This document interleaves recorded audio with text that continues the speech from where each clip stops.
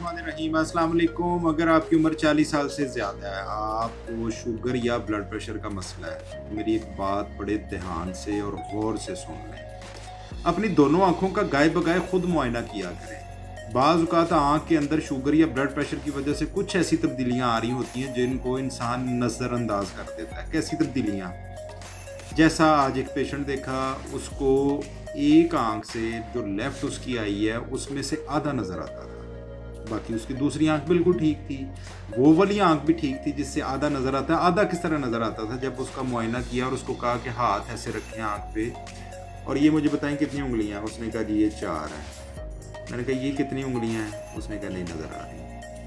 हालांकि ये इतना कोई डिस्टेंस नहीं है, लेकिन उसके बावजूद उसकी आधी आँख का जो पर्दा है, आधा जो पर्दा है, उस पे खून की गर्दिश बंद हो चुकी थी।